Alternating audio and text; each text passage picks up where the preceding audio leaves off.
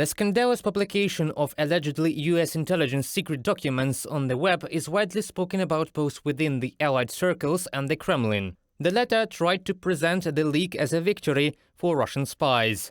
Some media assume that the leak could be an intentional move of the United States, but not everything is so simple, experts believe. There's no reason to think that the US government wanted this leaked. This was an embarrassment and worse for the US government. It could have been the leak of an individual, in which case that's a different matter.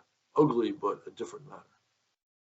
Almost 100 documents have been revealed. Most of them touched on the security aspects of Ukraine and other allies of the United States. But most importantly, it demonstrates that the CIA has information agents inside the Russian defense industry in most departments. But the senior director of the Atlantic Council and former US ambassador to Ukraine, John Herbst, claims that intel on the Russian plans cannot be called comprehensive. We obviously have some good intelligence. We were able to understand before Moscow launched the big invasion what it intended to do. But our information is by no means total and maybe not even sufficient. Well, again, they did a good job understanding what Moscow would do with its invasion.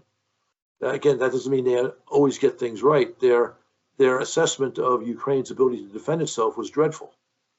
So some things they get right, some things they don't.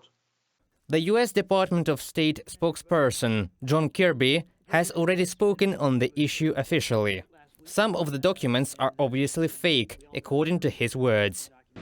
We know that some of them have been doctored. I won't speak to the validity of all the documents, the ones that that don't immediately appear to be doctored. We're still working through the validity of all the documents that we know are out there. Ukrainian officials claim the leak is a blatant fake of the Russian special services, and it would not hurt any Ukrainian military operations in the future. In recent decades, the most successful operation of the Russian special services took place in Photoshop. From the preliminary analysis of these materials, we see false figures on losses from both sides. Some of the information is clearly collected from open sources, under the use of representative of the main intelligence directorate of the Ministry of Defense of Ukraine.